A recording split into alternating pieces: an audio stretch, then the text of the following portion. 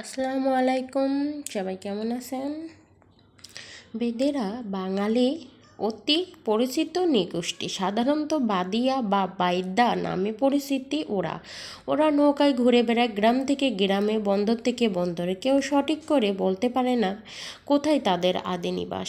তবে কথিত আছে 1638 খ্রিস্টাব্দে শরণার্থী আরাকান রাজ বল্লাভ রাজ সঙ্গে এরা ঢাকায় আসে। পরে এরা ইসলাম গ্রহণ করে। ঢাকা থেকে প্রথমে বিক্রমপুর অঞ্চল, পরে পশ্চিমবঙ্গ ও আসামে এরা ছড়িয়ে পড়ে। বেদে শব্দটির অবজ্ঞাসূচক বাইদ্যা, হাতুড়ি, ডাক্তার, পরিমার্জিত বৈদ্য, চিকিৎসা থেকে উৎপত্তিত। কালকর্মে চিকিৎসা অর্থ কবিরাজিতে সম্পৃক্ত হওয়া বৈদ্য বাইদ্যা থেকে বেদে হয়ে যায়। এরা নৌকায় ঘুরে বেড়ায় গ্রাম থেকে গ্রামে, বন্দর থেকে বন্দরে, মাঝে মধ্যে স্থলে নোঙ্গর ফেলে টোল বা তাঁবুতে বাস করে। বেদেদের নিজস্বের মাঙ্গতা বা মান্তা নামে ডাকে।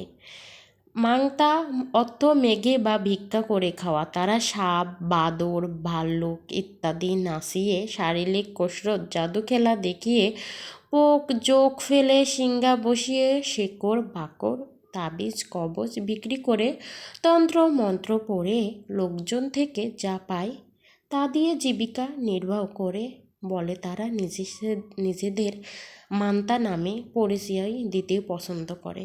17 শতকে বিক্রমপুরে সিরাজদি খানের বেদেরা প্রথম বসতি গড়ে।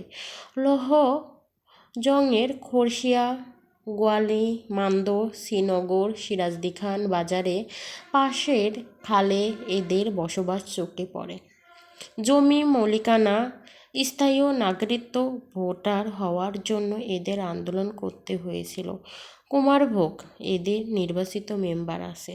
বেদেদের সাবেক পেশায় আয় রোজগার কমে গেলে তাদের জীবনযাত্রার নানামুখী পরিবর্তন ঘটতে থাকে। কৃষি দিনমজুরি করে এখন এদের জীবিকা নির্বাহ করে। বাঁচার তাগিদে রাষ্ট্রের অনেক সুযোগ সুবিধা ভোগ করতে পারে না। দেশ থেকে দেশান্তর ঘুরে বেড়ানো হতো দরিদ্র এইসব মানুষগুলো। ইতিহাস পড়ে জানা যায় 1638 খ্রিস্টাব্দে আরাকান রাজ বল্লার রাজার সাথে তাদের প্রথম ঢাকায় আগমন। এই যাযাবর বেদেরা এক জায়গায় দীর্ঘদিন থাকে না। আজ এখানে তো কাল সেখানে। পাহাড়ি অঞ্চল হালুয়াঘাটে প্রায় সময় অস্থায়ীভাবে তাঁবু করে এদের বসবাস করতে দেখা যায়। পলিথিনে তাঁবুর ঘরে রয়েছে বৈচিত্র্যতা। যশোর জেলা থেকে হালুয়াঘাটে আসা বেদে বহর সালাম প্রতিদিনের সংবাদকে জানান, আমাদের অবস্থা আর আগের মতো ভালো নেই। বাপ দাদাদের ব্যবসায় আজ পরিবর্তন করতে হচ্ছে। আগের মতো এখন আর গ্রামগঞ্জে হাটে বাজারে ব্যবসা হয় না। সাপ আগের মতো পাওয়া যাচ্ছে না। আমাদের মহিলাদের গ্রামে গ্রামে দাঁত ও দাঁতের পোকা যে চিকিৎসা করে গ্রামের মানুষজন এখন আগের মতো গ্রহণ করে না। তাই বাধ্য হয়ে পেশা পরিবর্তন করতে হচ্ছে।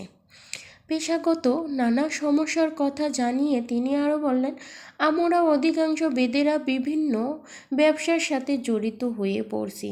আগে সাপ খেলা দেখিয়ে অনেক টাকা পাওয়া যেত, কিন্তু এখন তো সাপ পাওয়া যাচ্ছে না, চলবে কি করে? আগে সাপ খেলা দেখাতাম, এখন আগের মতো সাপ নাই, বানর খেলা দেখাই আর